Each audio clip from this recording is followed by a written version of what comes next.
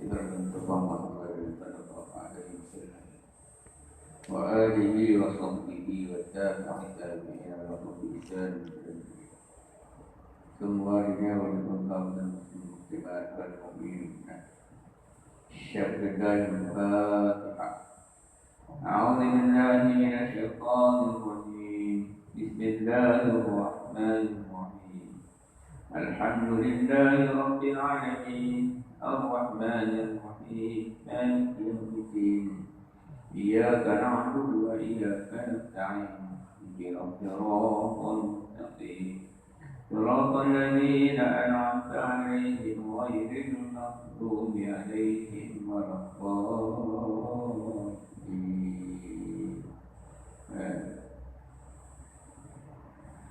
السلام عليكم ورحمة الله وبركاته.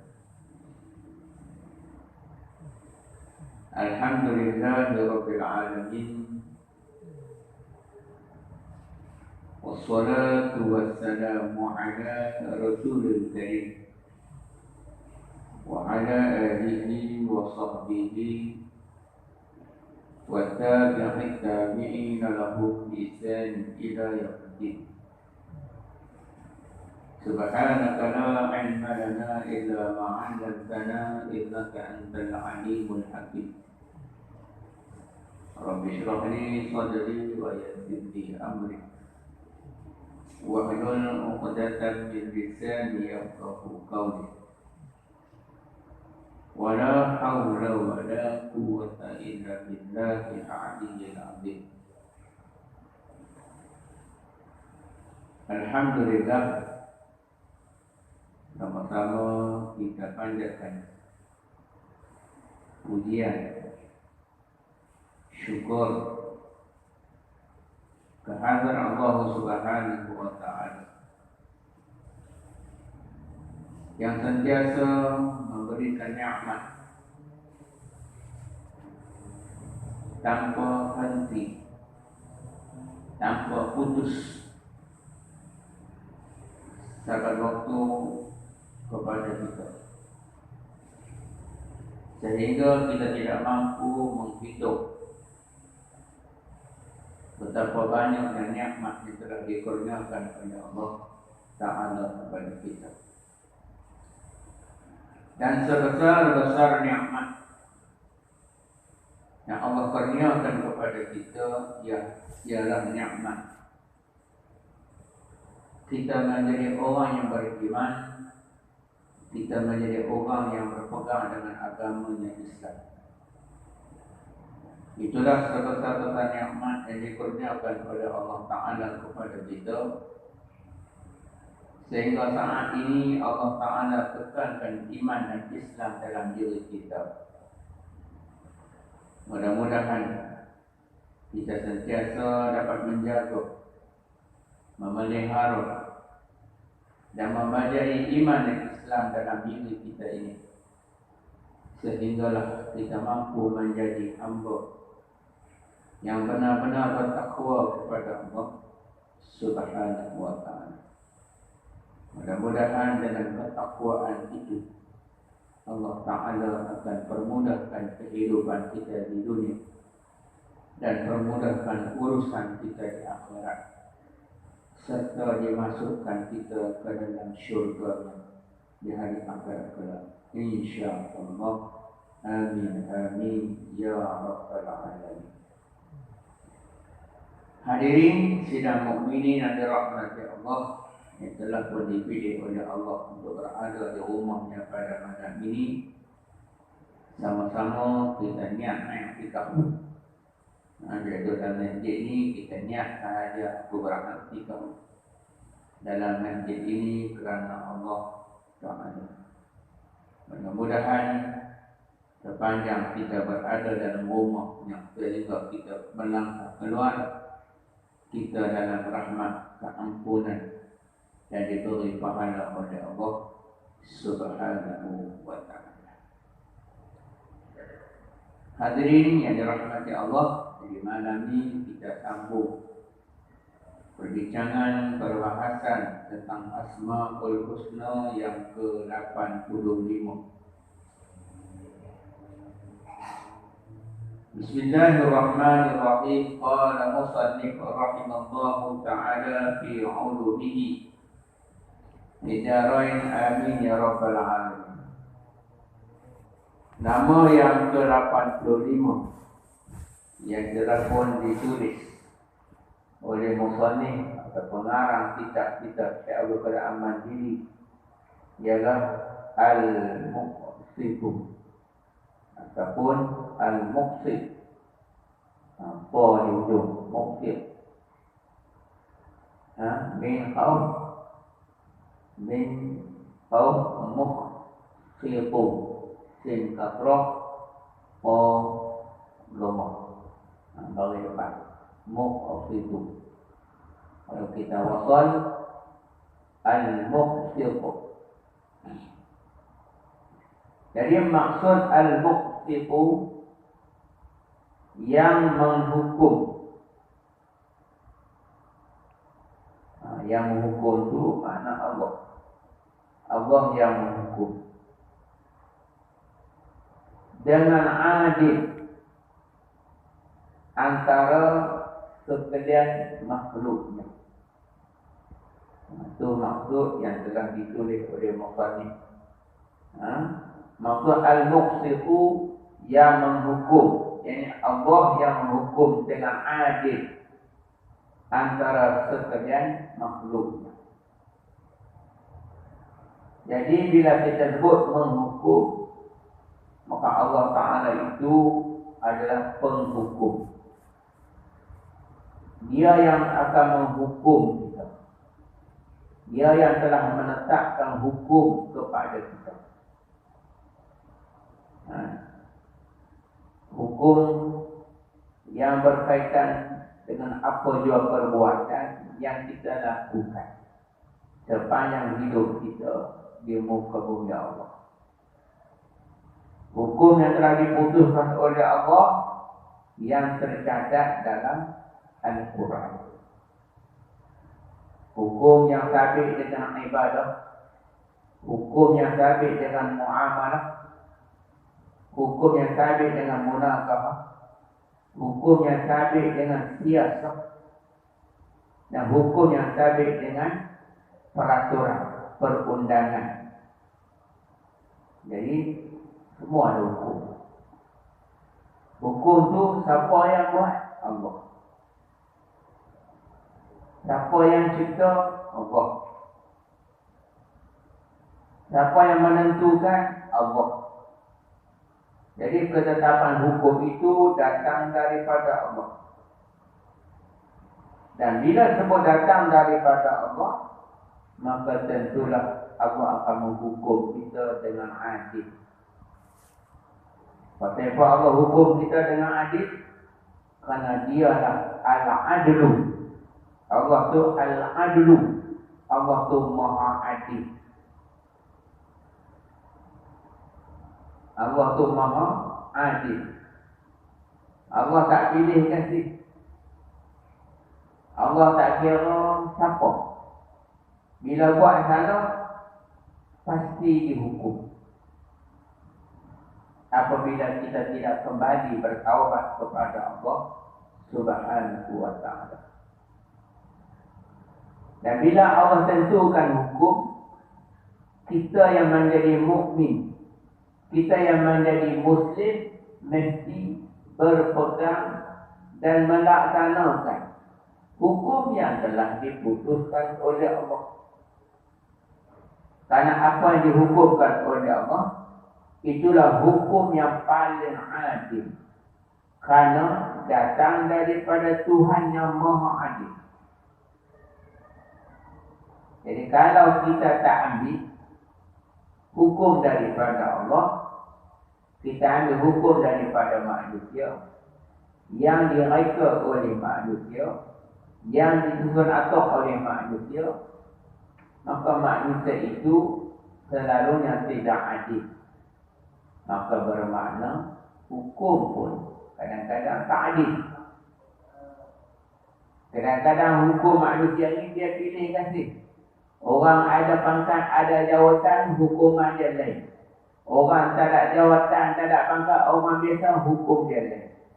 Dia ada pilih kasih. Jadi maknanya hukum manusia tak adil. Sebab tu Allah banyak kepada kita, wa man lam yahkum bima anzalallah fa ulaika humul kafirun. Ayat lain, ayat yang sama, ujung yang berbeza. Wa man lam yahkum bima anzalallah fa ulaika humul zalimun. Yang ketiga, ayat yang sama bunyi dia, hujung tak sama. Wa man lam yahkum bima anzalallah wa ulaika humul fasiqun. Mana Allah letakkan manusia yang tidak ambil hukum yang telah diputuskan oleh Allah sebagai hukum terbaik untuk dilaksanakan dalam kehidupan mereka. Allah letakkan manusia ini kepada 3 kategori. Kategori pertama, kafir. Kafir. Kategori kedua, zalim. Kategori ketiga, fasik. Jadi makna 3 kategori. Dan ketiga-tiga jenis manusia ini, ketiga-tiga kategori ini sama ada kafir, sama ada zalim, sama ada fasik. Maka ketiga-tiganya, kalau tak kembali kepada Islam, kalau tak bertaubat kepada Allah, kembali ke pangkal jalan, maka ketiga-tiga mereka ini, ketiga golongan ini tempatnya dalam neraka. Na'udzubillah. Kalau kita baca dalam Quran, Allah sebut orang kafir tak mana, orang zalim tak mana, orang fasik tak mana. Paling ringan fasik. Pasti buat Allah kata lah, kita dah baca surah As-Sajdah. Walau tara idil mujrimun nanakitu ru'usihim 'inda rabbihim. Tu.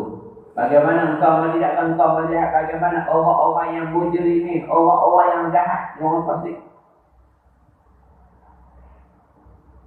Allah sebut, lihat orang yang mujrimin, orang yang fasik, orang jahat ini di hadapan Allah tunduk malu. Malu yang menyebabkan lumpuh daging-daging di muka mereka, yang membawa satu penderitaan yang teramat sangat.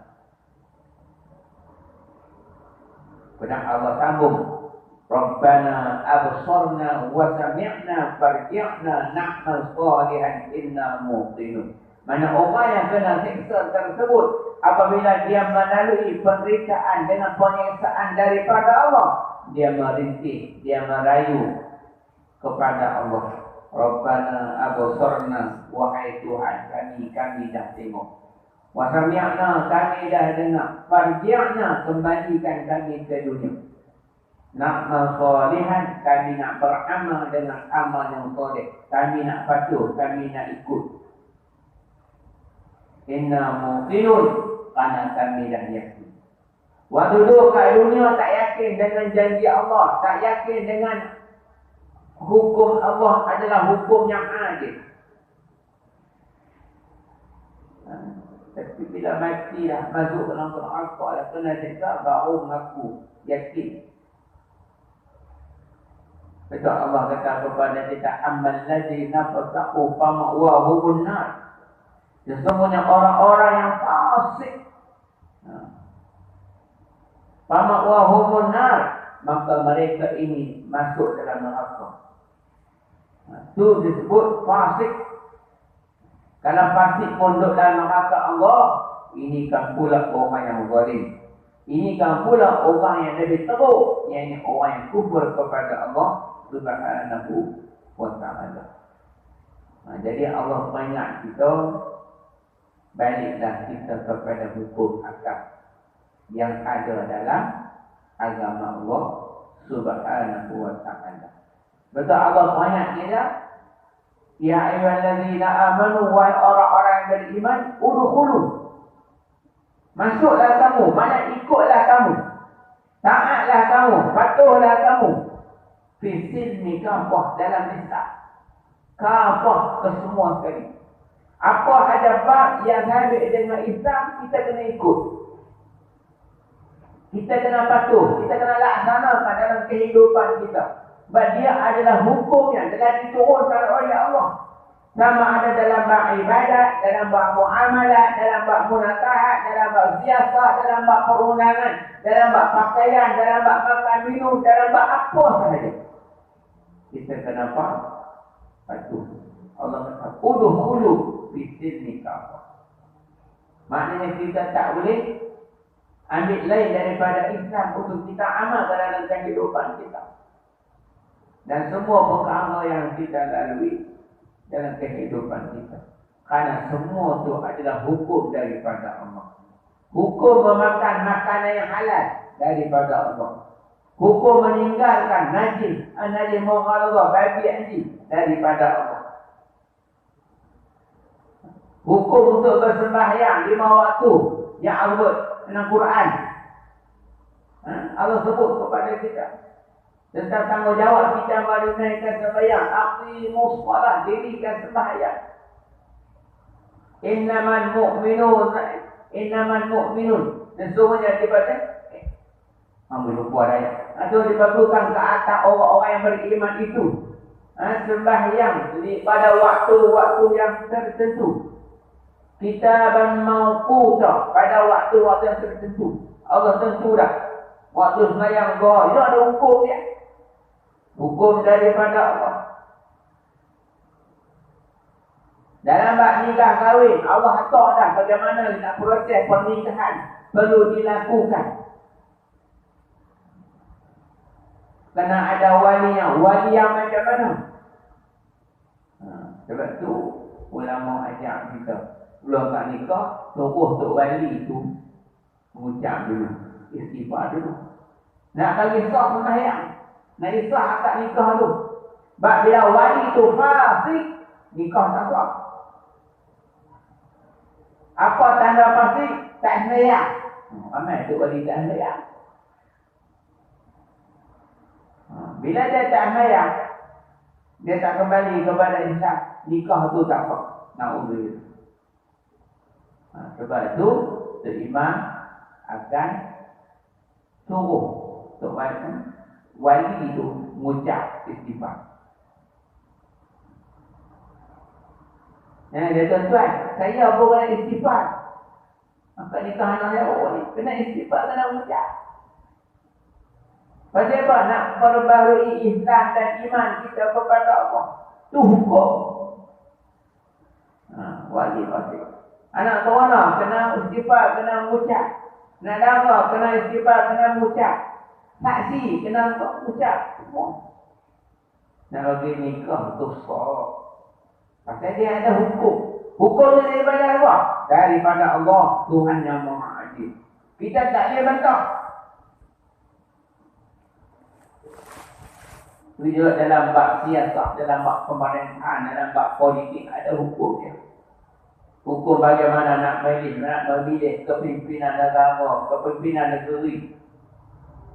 Jangan kata peringkat negeri, peringkat tarikhah kita nak pilih pemimpin, nak pilih tok imam, nak pilih kuasa masjid, nak pilih program masjid, nak pilih itu pun dia kena ada kriteria yang telah dihukumkan oleh Allah. Bukan semua orang boleh kita pilih angkat tangan lah.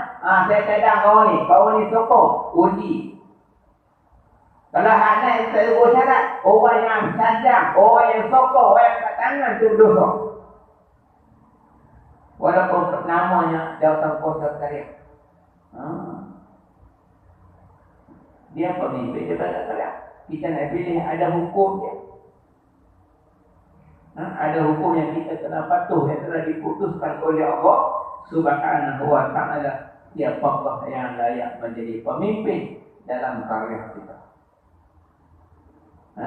Kalau dalam karya ada hukum dia, ada kriteria yang kita kena fikir untuk kita tentukan kepimpinan di peringkat karya, apatah lagi di peringkat dul, di peringkat negeri, di peringkat negara. Ada hukumnya. Begitu juga dalam bab perundangan, jenayah. yang telah diturunkan oleh Allah, hukum hududnya, hukum qisasnya. Orang berzina ada hukum dia, orang mencuri ada hukum dia. Yang telah pun diputuskan oleh Allah, orang yang merampok ada hukum dia. Yang telah pun digariskan oleh Allah Subhanahu wa taala, orang minum Allah ada hukum dia. Orang yang menuduh orang minum Allah ada hukum dia. Orang yang menuduh orang berzina ada hukum dia. Semua ada hukum yang disebut oleh Allah dalam Quran, hukum hudud, hukum qisas.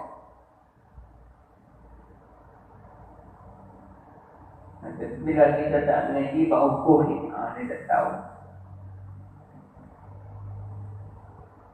Kalau negara kita dapat melaksanakan hukum yang telah diputuskan oleh Allah dalam pemerintahan negara ini, insya-Allah masalah zina akan berkurang, masalah mencuri merompak akan berkurang, masalah bunuh akan berkurang. Semua akan berkurang, insya-Allah. Pasal apa? Hukum itu datang daripada Allah. Bila kita laksana, ada keberkatannya. Bahawa kata lakalam minallah, tegahan daripada Allah.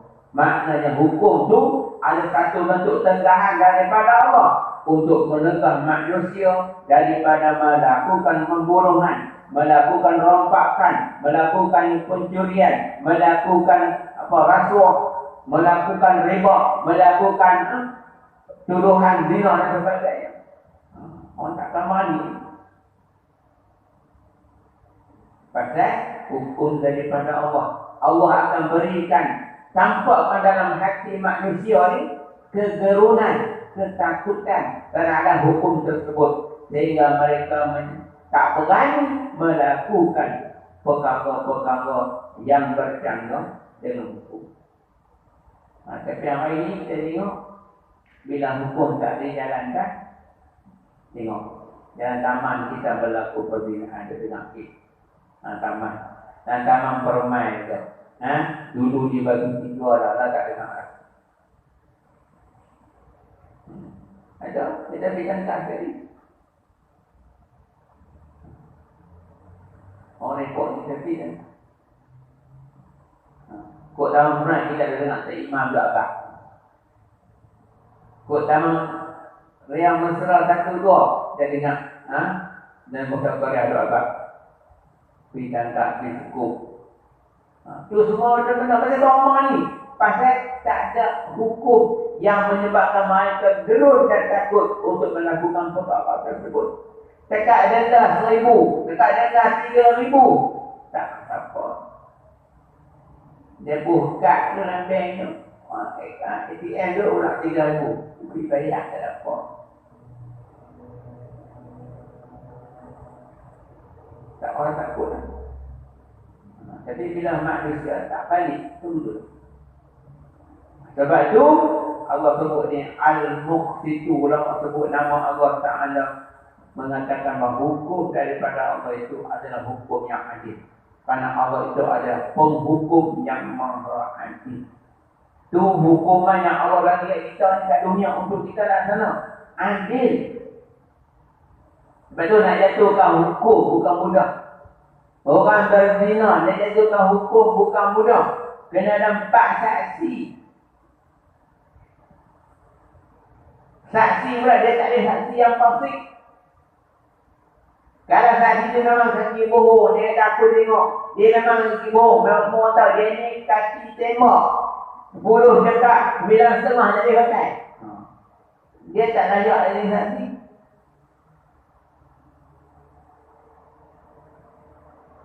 Nak hukumkan Pak Islam ni, dia bukan nak hukum, tapi nak menggerunkan manusia supaya tak melakukan perkara tersebut.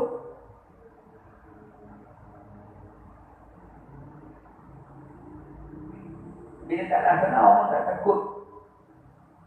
Jadi di dunia ini Allah tunjukkan keadilan dia terhadap hukum-hukum yang Allah turun untuk mentadbir ke manusia ni supaya hidup aman damai, hidup sejahtera, hidup bahagia. Dalam rumah tangga ada hukum dia, cerai talak. Ada yang mesti kita patuh. Bukan mudah nak jatuh tak tak. Bukan sebarangan orang lelaki bila letak nafas tak tak. Kau tak kena jawab, tak sah nafas tu. Kau tak kena jawab. Yang ada kaedah. Orang pun boleh minta masak. Walaupun mereka tak ada kuasa mentalak, tapi mereka ada kuasa untuk minta masak. Itu hukum yang telah diputuskan oleh Allah. Boleh minta masak bila cukup syarat-syarat. Tu yang dapat taklik letak kat nikah tu. Nak banyak si lelaki bahawa perempuan yang ada hak untuk minta masak. Boleh. Adilnya Islam. Mana untuk lelaki, untuk perempuan. Adil Allah Ta'ala. Jadi untuk dunia Allah turun hukum kepada kita dengan hukum yang paling adil.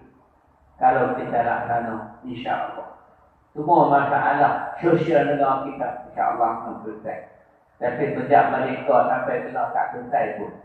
Pasal tak dilaksanakan hukum yang telah ditetapkan oleh Allah Subhanahu wa Ta'ala. Pada itulah hukum yang adil. Jadi kita balik kepada Islam yang membawa hukum kepada kita. InsyaAllah kita akan selamat kehidupan kita di dunia. Bahagia. Itu di dunia. Allah tunjukkan keadilan dia. Begitu juga di hari akhirat. Allah tunjukkan keadilannya kepada kita. Allah tak hukum kita sembarangan. Allah tak campur kita dalam neraka sembarangan.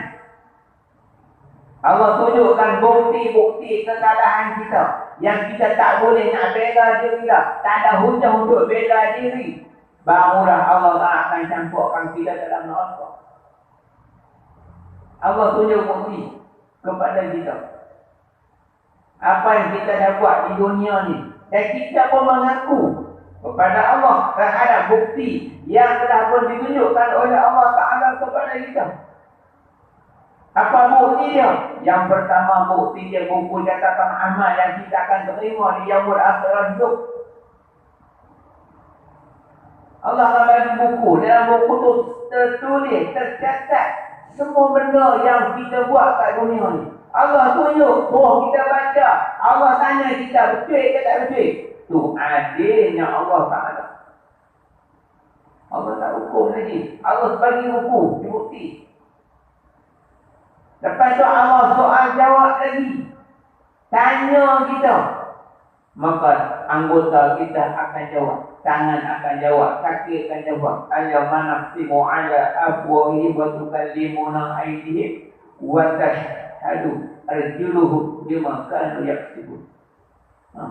Tu bukti penyaksian terhadap pejabat kita kat dunia. Anggota kita akan menjadi saksi di hadapan Allah. Nak kata Allah doa adil.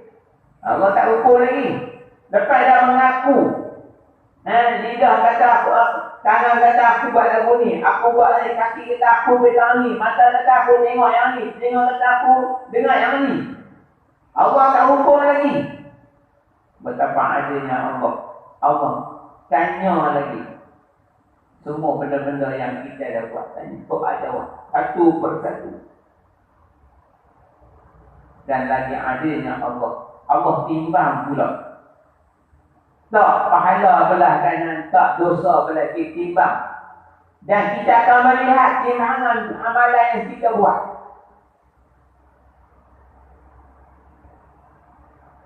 Jadi maknanya adilnya Allah sampai terlalu. Nak hukum kita masuk dalam neraka, Allah tunjuk keadilan kepada kita satu persatu. Itu kata adilnya Allah. Belajar apa bagaimana Allah tunjuk keadilan kepada kita. Orang yang pernah kita buat zalim kat dunia beri tuntut kepada Allah di padang mahsyar kelak. Nah, orang yang pernah kita buat nanya kat dunia ni, orang yang pernah kita tipu, orang yang pernah kita berhutang, kita tak bayar hutang, orang yang pernah kita umpatkan, kita tak minta maaf kepada dia di dunia ni, Allah tunjuk keadilannya. Orang-orang tersebut boleh minta kepada Allah untuk kita dihukum. Dia pemain mengadu kepada Allah, kita pun mengaku kalau betul. Kita tak mengaku. Dia hadap Allah, betul aku umpat dia, betul aku pernah hutang, aku tak bayar. Kita tak mengaku. Sampai Allah tu adil nak kepada semua manusia tanpa mengira darjah. Walaupun di dunia dia tu yang di-Pertuan Agong, dia tu Perdana Menteri, dia tu ahli parlimen, dia tu ahli Dewan Negeri, dia tu orang jutawan, tak kira. Di pada masa Allah tunjukkan keadilan kepada semua manusia. Kita ada hak untuk tuntut kepada orang-orang yang pernah buat salah kepada kita.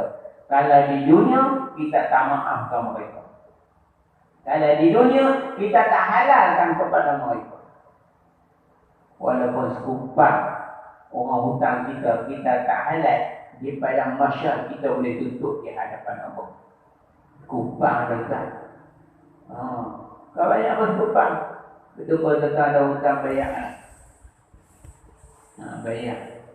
Walaupun kupang, walaupun dah kupang, bayar. Jangan pandang benda tu remeh, benda tu kecil. Oh, kawan tu mati dah, tak tahu dah mana, nak tengok dah aku tak kenal. Kita berasa kita ada hutang ke orang, kata hutang kata RM10. Ambil dia RM10 tu nak bagi kat dia, dia tak tahu dah mana. Tak hidup entah mati, nak cari wang dia pun kita tak tahu nak bagi. Maka ambil RM10 tu niat kita bayar hutang, kita boleh tahu masjid sedekah. Ini kerana niat kita untuk bayar hutang kepada si fulan. Moga-moga pahala sampai kepada si fulan yang pernah kita hutang. Itu yang kita boleh buat. Walaupun RM10, jangan ambil ringan. Jangan ambil mudah.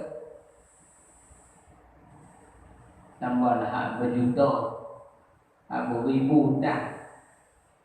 Nak berhutang mudah, nak bayar hutang tu payah. Janji lepas bulan kau bayar. Hujung bulan tengok kita, bayar kita lari. Tak jumpa, ada.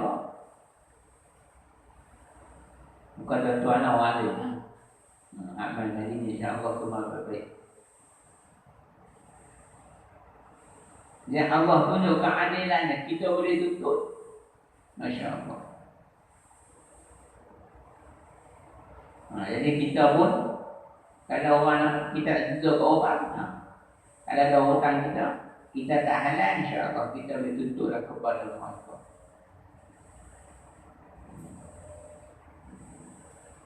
Malah kadang-kadang geram nak halal kita hutang lebih. Waktu minta hutang lebih teguh, habis hutang tak bayar hutang, dah dapat tu buat dah tahu lah. Jumpa kita pun buat dah tahu ada. Kita dah sakit hati. Tapi kalau kita nak selamatkan dia daripada masyarakat kita halal. Saya masih ingat hamba Allah seorang waktu tu saya accident tahun 85, duduk kita tak lupa. Kita ada sakit, kita masak dalam tu kan elok tak mana pun. Tolak makan kerama apa tinggal dalam hotel tu himpunan tu. Ada hamba Allah seorang. Dia kawan kita hak seorang, dia dari situ. Kenal. Nana meminjam kita. Dia artinya 200, 300, dia pun. Kita pun dah cakap kawan tak boleh, saya dah bayar. Sampai kelak. Hidup ke mati wabah ada. Kalau saya tak halal kat dia, pada masyarakat bentuk kat 300 ringgit. 300 tahun 85 bukan tahun 300 zaman lah. Elang matak waktu tu pun 345 zaman tu elang matak 345 ringgit sebulan. Tolak makan tu tinggal dah 100 kan 90 begitu. Itulah kita pun nak nikah. Itulah kita pun nak tak mak pak di kampung. Dia pinjam. Tapi siapa kenal? Tak tahu dia kata, tapi kalau tak ada, ampun. Bila kita ada, dia sama lah. Tak ada itu. Jadi Allah tu ma'adil. Allah bagi peluang kepada kita untuk tuntut kepada sesiapa yang kita nak tuntut. Seorang anak boleh tuntut kepada ayah dia yang tak pernah didik dia dengan agama.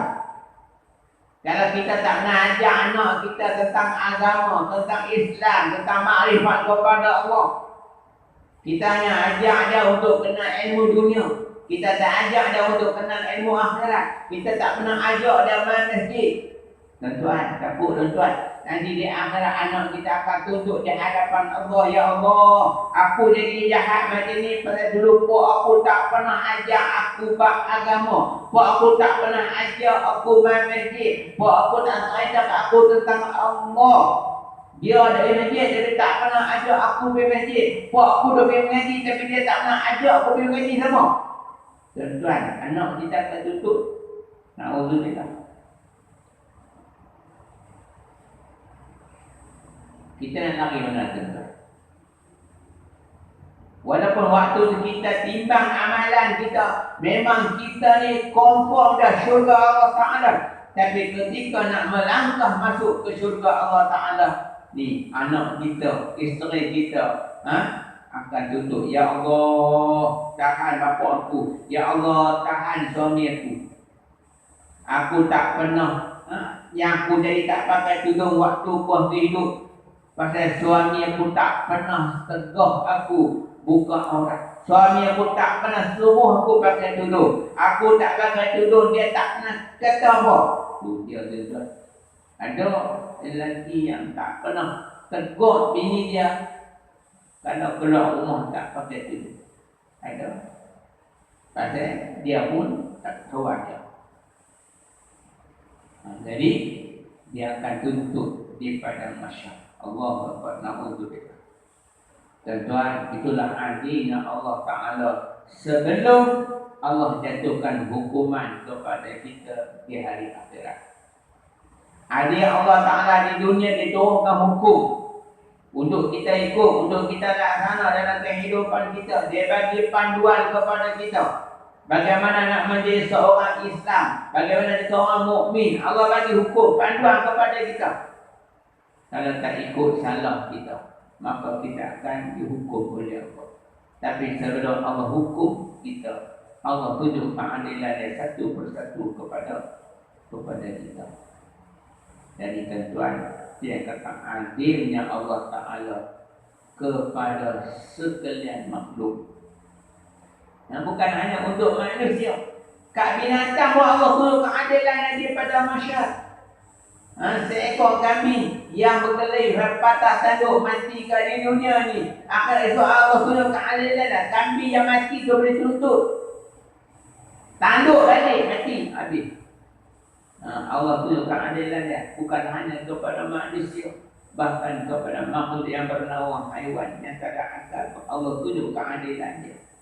Tu adilnya Allah Subhanahu wa ta'ala. Dia kata al-muqsitu. Allah menghukum kita dengan adil. Jadi kita yakinlah, kalau kita balik kepada agama, kita akan diadili oleh Allah dengan sebaiknya, dengan meletakkan kita di tempat yang terbaik. Dan kalau kita tidak mampu, tidak taat kepada Allah, maka Allah tunjukkan keadilan dia, letakkan kita di tempat yang Allah nak hukum, yakni dalam nerakanya. Na'udzubillah. Summa na'udzubillah. Itu maksud yang kata menghukum dengan adil. Dan kalau kita tengok dalam kitab Zikir Asma' ni, dia kata al-muqsid ni, al-muqsitu ni, mana Allah Ta'ala tu mengamalkan keadilan yang sejati. Maknanya Allah Ta'ala keadilan dia ni tak siapa boleh atasi. Adilnya Allah, tak ada manusia yang boleh atasi keadilan Allah. Allah yang paling adil. Nah, abang kata kita adil, ada kali kita akan berat sebelah. Nah, yang kata kita dengan anak-anak kita, anak 4-5 orang. Kadang-kadang anak ni kita bagi lebih sikit, anak ni kita lebih kurang sikit. Betul? Tak adil ke? Padahal sama-sama lelaki. Ni berapa haknya bagi handphone, Note, Redmi Note 9. Hak yang seorang lagi bagi hak Nokia orang, hak 310 tu. Oh, tak adil lah. Kena bagi saja semua Kalau dia akan bagi semua. Hak orang bagi hak mahal hak ribu, hak orang bagi hak lebih. Mana cik? Tak adil. Itu tak adil. Kadang-kadang kita dengan anak pun tak adil. Kalau ada bini 2 pun apa? Kadang tak adil. Kalau bini muda pun sayang lebih. Kalau bini tua, begitu. Mahal. Kalau bini muda jadi. Jadi makan dah lembut ya. Kalau hak tua, mahal makan nada pun lain. Bila nada lain, mana tak adil tu. Kenapa dengan bini tua nada lain, bini muda nada lain? Pasal sayang bini muda tu lebih. Bini tua pun pangkit. Tak adil. Hak bini muda beli jenis apa? Ikan tenggiri. Hak bini tua terpenuh hari-hari. Tak adil. Sebega tu. Jadi kita kata adil dalam berlaku ta'adil. Lepas kita kembali diri kita kepada Allah, kepada agamanya untuk kita berlaku adil. Kemudian kita pergi hak mangsa dihormati dan tiada siapa ragu dengannya. Mana Allah Ta'ala ni akan adili dengan sebenar-benarnya kepada siapa sahaja. Dan kita kena yakin bahawa Allah itu Maha Adil. Kita kena yakin. Sebab itu tak boleh keluar kalam daripada mulut kita. Ada yang pakai hukum mana macam ya, tak boleh. Tak boleh keluar kalam tu. Pada hak Allah yang lain, hak manusia buat lain. Tak sama. Hak Allah daripada Tuhan yang Maha Adil, hak manusia daripada manusia yang secara tak berlaku adil. Hak Allah daripada Tuhan yang qadim, hak manusia daripada manusia makhluk yang baru. Dia tak sama. Jadi kita tak boleh keluar kalam. Ada pakai hukum mana pun macam dia, rupa ya. Tak boleh. Pasal dia tak sama. Hak Allah lain, hak kita lain. Hak kita angka, hak kita cendang lain. Hak Allah turunkan lain. Dia tak sama. Jadi kita tak ada ragu dengan keadilan Allah Subhanahu Wa Taala dalam menentukan sesuatu hukum dalam kehidupan kita di dunia, apatah lagi kehidupan kita di hari akhirat. Jadi tuan-tuan, itu sedikit peringatan tentang maksud al-muqsitu. Dan kita tengok sedikit bagaimana nak beramal dengan nama Allah al-muqsitu, al-muqsit. Yang pertama, untuk kita mendapat perlindungan daripada Allah. Perlindungan daripada Allah. Perlindungan Allah daripada gangguan syaitan, daripada kejahatan manusia, kejahatan makhluk halus. Kadang-kadang kita ni dapat gangguan daripada makhluk halus, daripada jin, daripada syaitan. Jadi kita nak mohon perlindungan daripada Allah, semoga tidak diganggu oleh syaitan, supaya kita jauh daripada kejahatan manusia maupun makhluk-makhluk halus. Jadi bacalah al-muqsitu, ya muqsit setiap hari, every day. Waktu mana? Pun kau. Waktu mana dah. Eloknya lepas maghrib atau lepas subuh. Eloknya lepas maghrib atau lepas subuh. Baca yang muqsid 21 kali. InsyaAllah kita akan dapat perlindungan daripada gangguan syaitan dan kejahatan manusia. InsyaAllah. Baca yang muqsid 21 kali. Awalnya sebelum subuh, lepas subuh atau lepas maghrib. Itu yang pertama. Yang kedua, nak bagi kita mendapat kekhusyukan dalam sembahyang. Mayang ni kan dia main dia dengan sayang ni lah. Allahu Akbar. Itu dia main macam-macam. Kau ingat kalau sedia baju di dia, hujan betul ke dah. Banyak baju ada hujan. Dengan hujan sikit banyak baju di penjidat. Ada banyak macam-macam. Tak khusyuk kita. Pada sembahyang dalam rumah, lagi tak khusyuk. Bunyi budak anak rayak lah. Kali bunyi anak buka televisyen kuat lah. Macam-macam. Tak khusyuk kita. Jadi, untuk mendapatkan kekhusyukan dalam sembahyang, insya-Allah, selain daripada kita mengingati maksud-maksud dalam sembahyang yang kita baca tu, maka amalkan membaca ya muqsid setiap hari 209 kali. Paling kurang, lebih tak apa. Ya.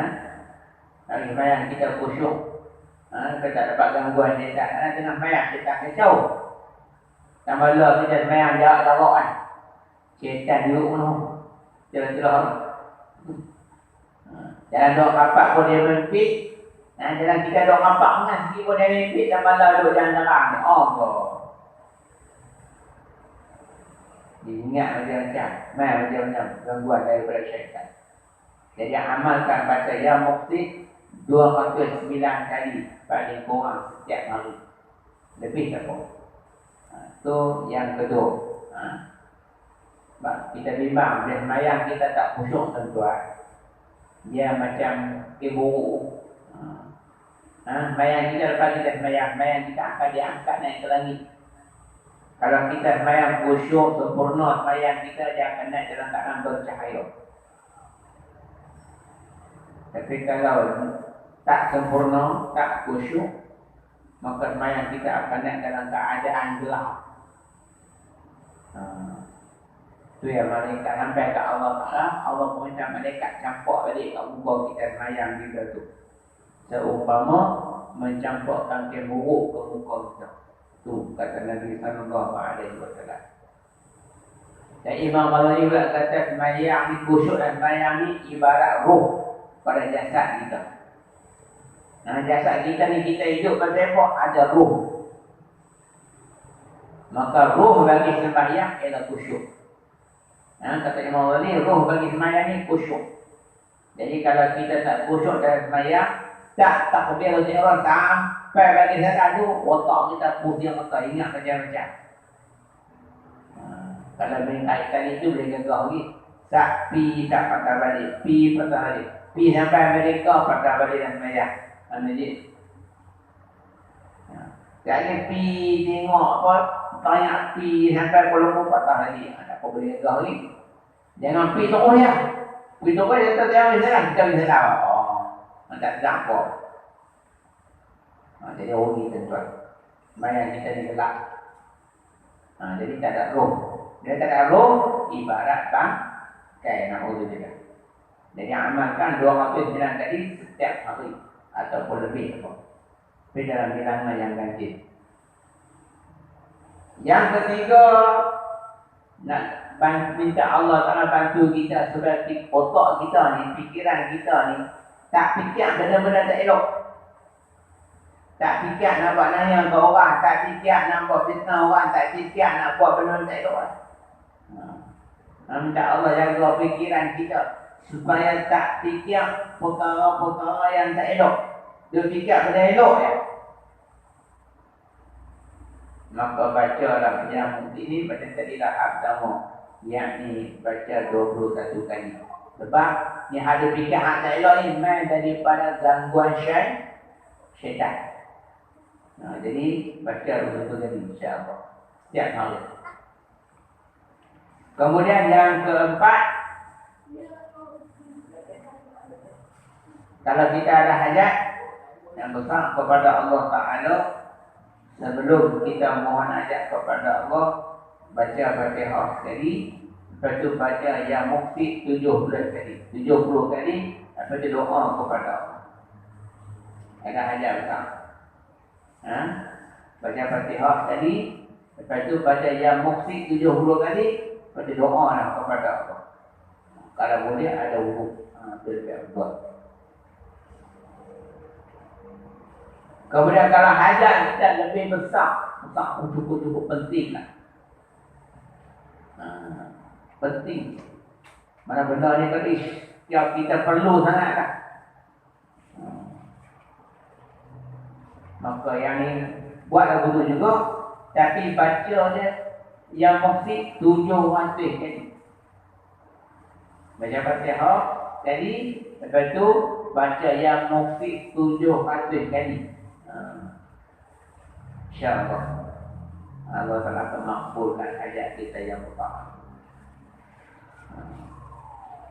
Sebenarnya kita nak ada hajat apa?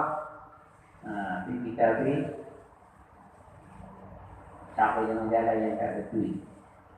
Jadi kita tak jalan betul. Ulama ajar kita baca Fatihah kali, lepas tu baca yang muksid 700 kali. InsyaAllah. Ulanglah, jangan buat tadi ya. Ulanglah dia kali buat insyaAllah. Kalau buat dah tadi lepas tu tak dapat, buat dah tadi ulang balik. InsyaAllah Allah dengar doa kita. Mana kasih pun mana lagi. Jadi tuan-tuan, itu beberapa amalan. Kafiat bagaimana beramal dengan nama Allah Ta'ala Al-Muqsid. Jadi insyaAllah mudah-mudahan tuan-tuan dapat beramal, dan mudah-mudahan apa yang kita hajat dimakbulkan oleh Allah Subhanahu wa ta'ala. Habis nama yang ke-85, insya-Allah kita akan sambung lagi pada kuliah akan datang nama yang ke-86, Al-Jami'u, insya-Allah ta'ala. Yang baik daripada Allah, yang kurang kita minta ampun kepada Allah Ta'ala. Mudah-mudahan Allah Ta'ala sentiasa akan bantu kita untuk kembalikan diri kita berpegang dengan hukum asal yang telah ditetapkan oleh Allah kepada kita dalam kehidupan ini. Al-Fatihah. Bismillahirrahmanirrahim. Alhamdulillahirabbil alamin, arrahmanirrahim, maliki yaumiddin. Iyyaka na'budu wa iyyaka nasta'in. Ihdinas siratal mustaqim. صراط الذين أنعمت عليهم غير المغضوب عليهم ولا الضالين. بسم الله الرحمن الرحيم. الحمد لله رب العالمين، والصلاة والسلام على رسول الكريم وعلى آله وصحبه أجمعين. اللهم افتح علينا أبواب الخير وأبواب الرحمة وأبواب البركة وأبواب المغفرة وأبواب النعمة وأبواب الصحة وأبواب الرزق وأبواب الجنة. ربنا أتمم لنا نورنا واغفر لنا إنك على كل شيء قدير. ربنا آتنا في الدنيا حسنة وفي الآخرة حسنة وقنا عذاب النار. وصلى الله على سيدنا محمد وعلى آله وصحبه أجمعين، والحمد لله رب العالمين. والسلام عليكم ورحمة الله وبركاته.